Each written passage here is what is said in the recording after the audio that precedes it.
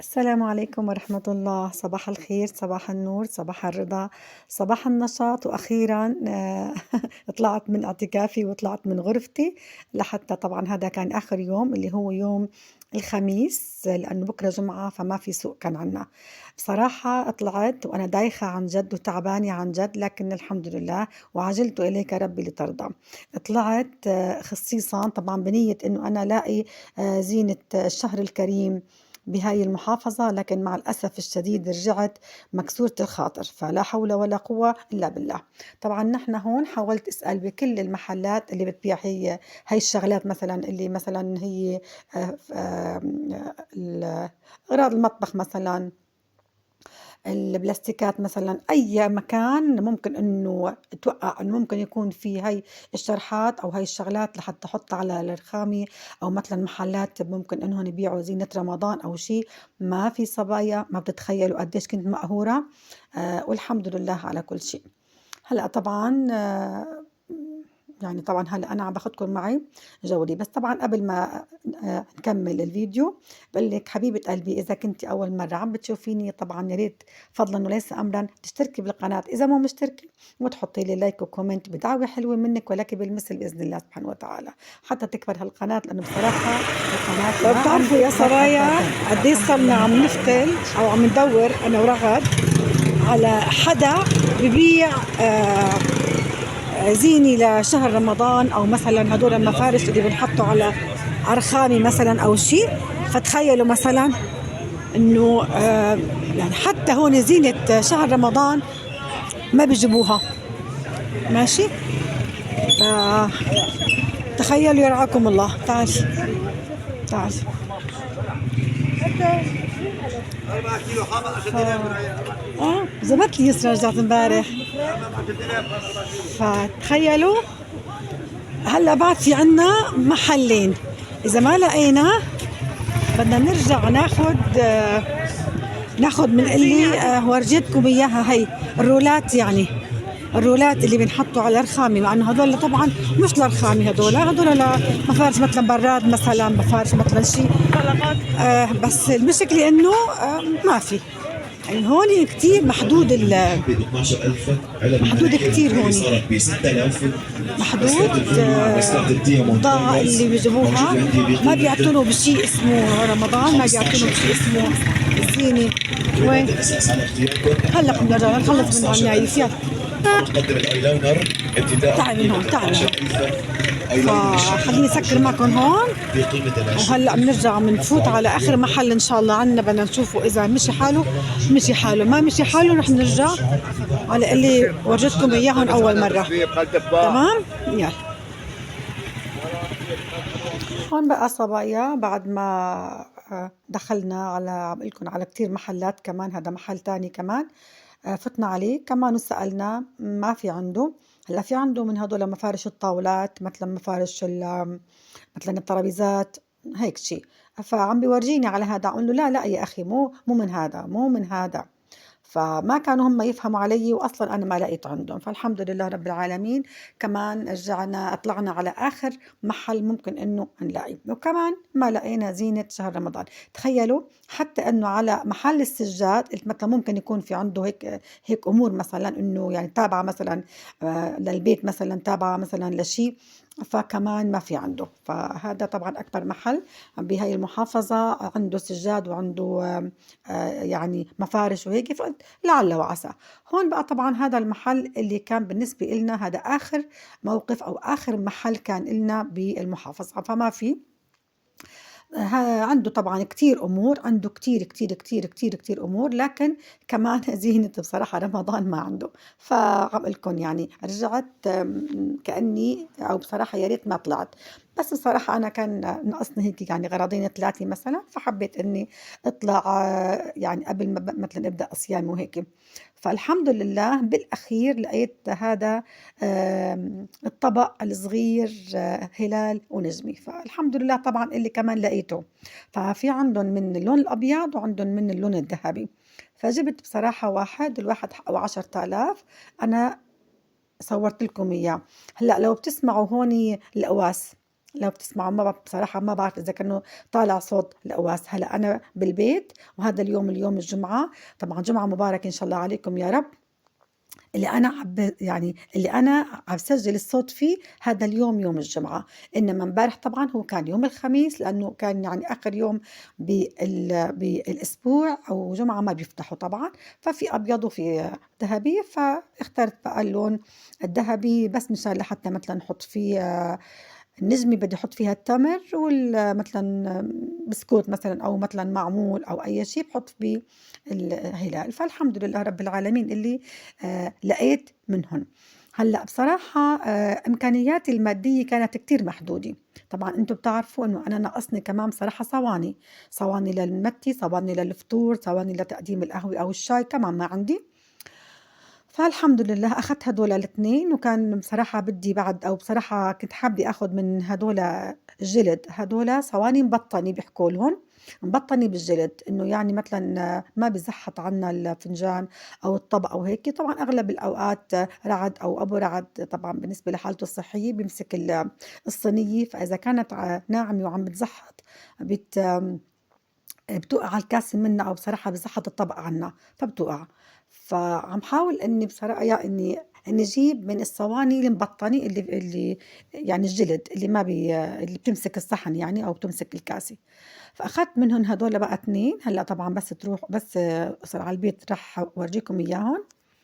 وأخدت هاديك الصينية الكبيرة منشان مثلًا تقديم القطايف مثلًا، تقديم أي شي هيك، و وأخدت الهلال وأخدت هلأ بتشوفوا كمان، يعني بصراحة عم باحاول إني يعني أدوّر بقدر ما فيني، طبعًا ما شاء الله محل يعني كتير ما شاء الله فيه.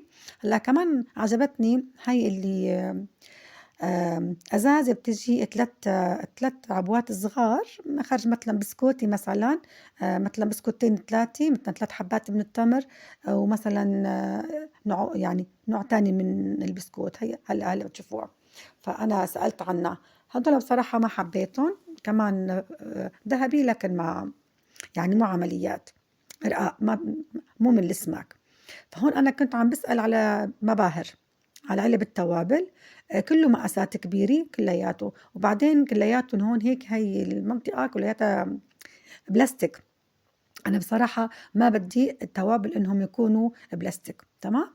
وهون بصراحة أنا كمان بحاجة لوجوه المُخَد، وجوه المُخَد أنا كل 6 شهور يعني باستغني على وجوه المُخَد اللي عندي وباجيب غيرُن، لإنه طبعًا متل ما بتعرفوا أنتم غسيل وتلبيس، غسيل وتلبيس، فوجوه المُخَد بترق يعني فما بيعود في إلها لازمة.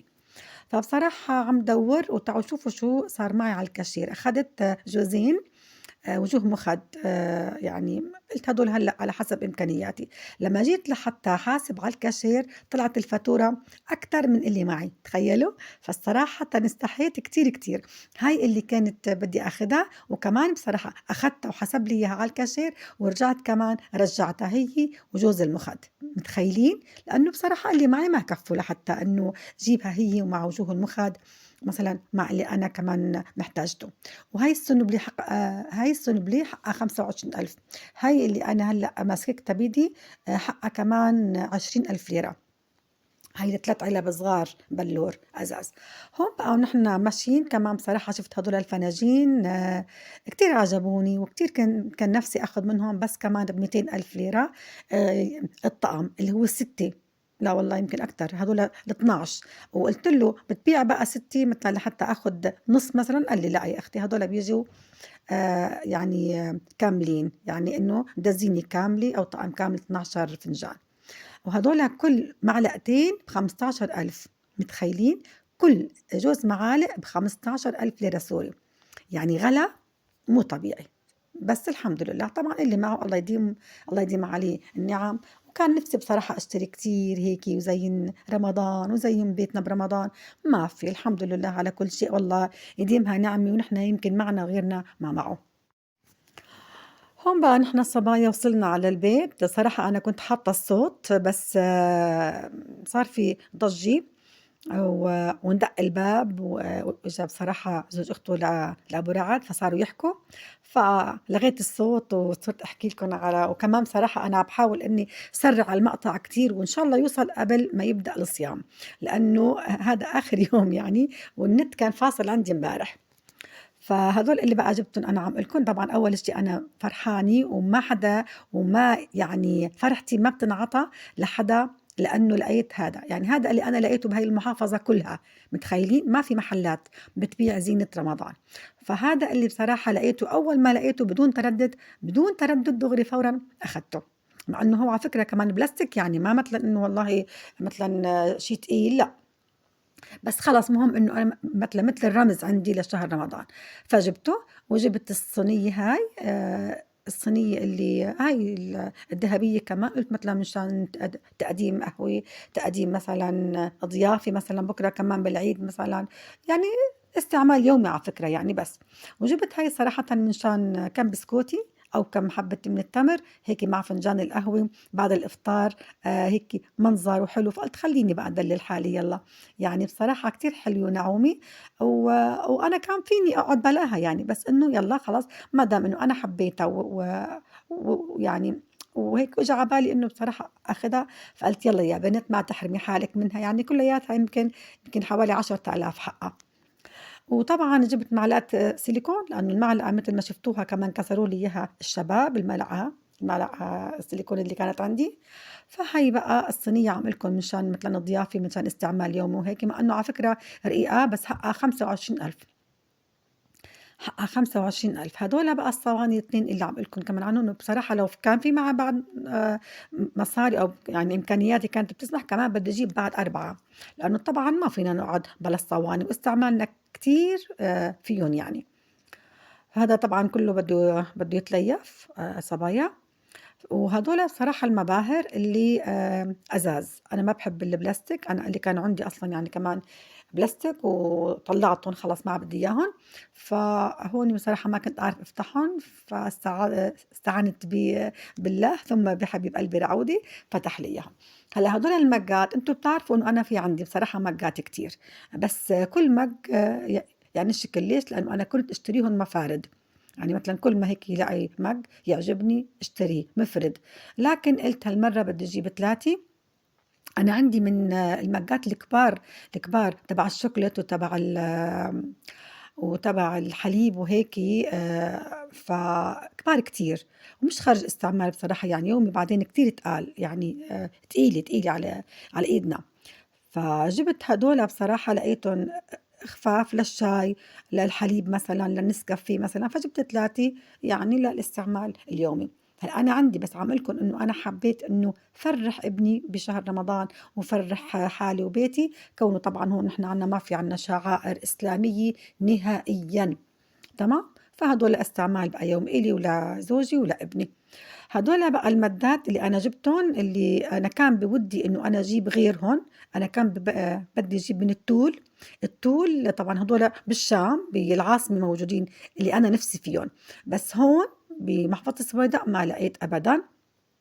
هدول بالشام وبحلب كتير في منهم اللي أنا نفسي فيهم يعني، فجبت كمان منهم صراحة هدول ثلاثة. وجبت وجوه المخد هدول عم لكم اللي بصراحة عجبوني، اللي هم التايجر، فحطيت حوالي 250 ألف بهذا المشوار اللي كانوا معي حطيتهم الحمد لله رب العالمين، الله كريم والله سبحانه وتعالى ما بيبخل. هون بقى كمان صراحة جبت هدول يعني بس مشان أول يومين صيام يعني، بس صبايا يعني أنا عم جيب يعني أول بأول، ما معي بصراحة لحتى أجيب كميات كبيرة. فهون بقى جبت علبة البازيلا، وعلبة حمص من شان الفتة، وعلبة المرتديلا أو قنينة ورق العنب، وجبت كمان أنا ثلاثة من باكيتات الماجي تاع الشوربة، لأنه أنا في عندي كمان ثلاثة، وهلا هدول ثلاثة، فهدول أنا بكفوني طول فترة شهر رمضان. أنا والشوربة مش كتير كويسين يعني، أنا ما بشرب بصراحة شوربة، أو بصراحة أنا ما بعمل يعني شوربات كتير بشهر رمضان، لأنه أنا بكتفي بالمتة السخنة بعد الإفطار، فقليل قليل لحتى أعمل مثلا إنه يعني شوربة وهيك.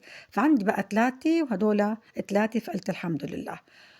اللهم يا رب ديمها نعمة. هون بصراحة بعد ما أجينا من السوق كان لازم كان عندي بعد بصراحة بدي زين البيت بزينة رمضان الموجودة عندي من سنة الماضي، وبنفس الوقت بدي ضبط هون.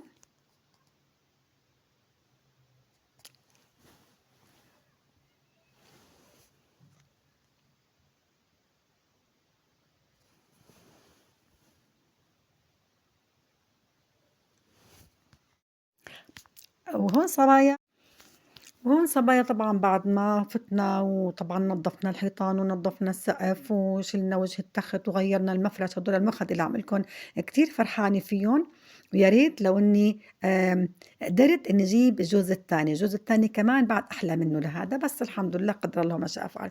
هدول بقى لقيتهم مناسبين للمفارش التايجر اللي انا عندي، فقلت ما في مشكلة مثلا انه بزبط هذا على هذا مثلا، وبحاول انهم يكونوا لابقين لبعضهم. فجبت هدول عملكم وجوه المخد 2، هدول كتير سماك، يعني هدول مو من رقاق، مبطنين لأنهم بالفايبر يعني. ف هلأ طبعا كانت هاي آخر اللمسات اللي نحن بنعملها بغرفة النوم. هون أنا طبعا هاي الشنطة ما فيني أتخلى عنها صبايا، هاي فيها الكورسات تبع الطلاب والعلامات تبع الكورسات والأدوية والبورات، وكتير ورق بصراحة مهمة بالنسبة لشغلي، أو بصراحة الكورسات اللي عم بسويها. فما ما يعني ما فيني شيلها من إنه جنبي يعني. لأنه كل ما بدي إياها مثلا بفتحها مثلا وباخد منها اللابتوب مثلا أو العلامات أو شيء.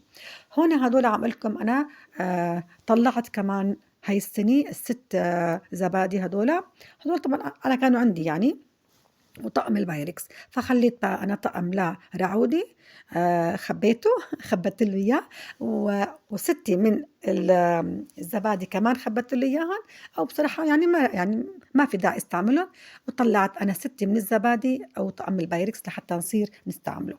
هون بصراحة أنا كنت عم باطبخ كمان، رغد كانت عم تيجي وأنا كنت عم باطبخ مشان طبعًا لمّا نتغدى جَعنا فرط قلبنا، يعني عن جد كانت يمكن شي الساعة تقريبًا 16:30 يمكن 17:00. أول مرة بنتأخّر بغدانا، بس يعني الوقت كان كتير معنا ضيّق. هون طبعًا كانت هاي آخر لمساتنا بغرفة النوم. هذا سوّت لي إياه بدر، قالت لي هذا بدر، واللي بالمطبخ سوّت لي إياه هلال، هاي الزينة. قُلت لها طَب هاي ليش هاي؟ يعني هاي شو بدنا فيها؟ قالت لي لأ هاي خلص حلوة وخلّيها، فقُلت لها أوكي خلاص اللي بدِّك إياه، ما باحب بصراحة زعلها لرغودي. ففرشنا هون بقى، هاي غرفتي، هاي اللي أنا ممكن نضلني أنا وربي سبحانه وتعالى فيها دائمًا بناجي ربي فيها. أنا على فكرة صبايا أغلب أوقاتي بشهر رمضان بغرفتي، ما باطلع أبدًا. العفو منكم، حمامي عندي، مغسلتي عندي، غرفتي عندي، مصحفي عندي، تمري عندي، سخّانة عندي، يعني كل شي عندي. يعني لأنه بصراحة أبو رعد ما حيقدر يصوم، الله يكون طبعًا الله يشفيه يا رب.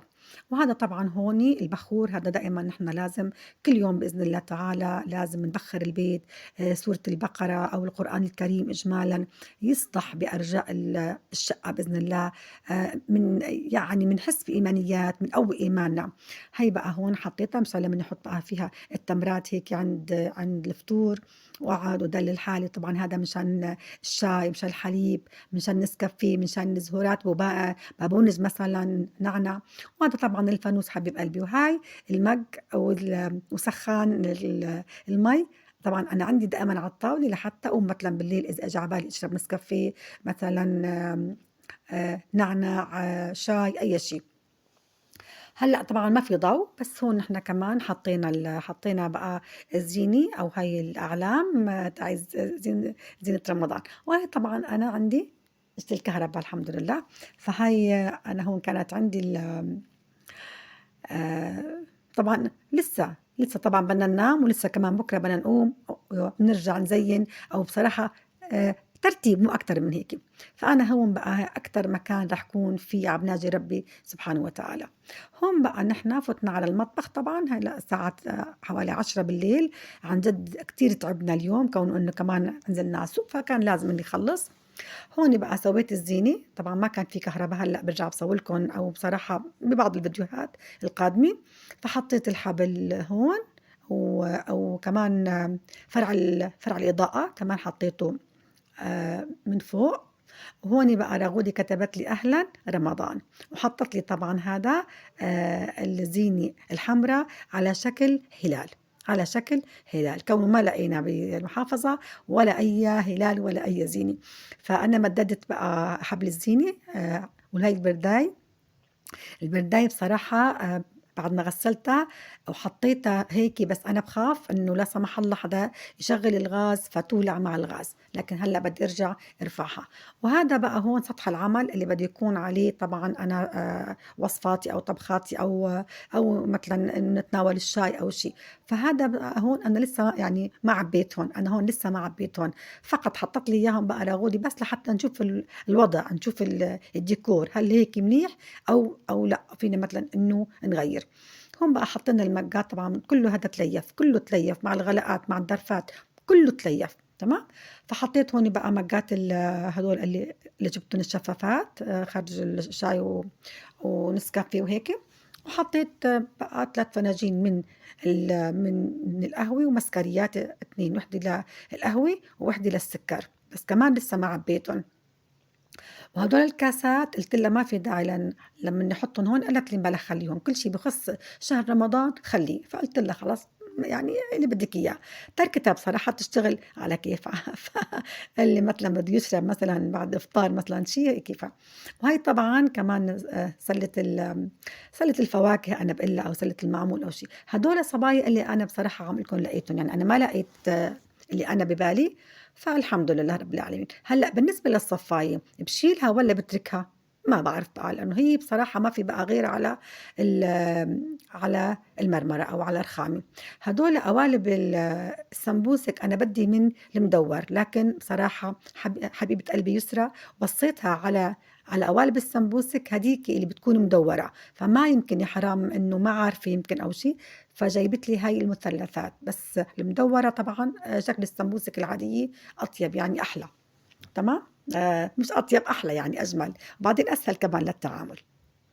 لكن الحمد لله ما في أي مشكلة. هلأ بالنسبة للفرن يا صبايا ما بقدر إلا حتى خليه هون قريب مني، لحتى طبعا بتعرفوا دائما استعمال الفرن بشهر رمضان للصواني للكيك للحلو معمول، فما فيني ضل نشيله وحطه.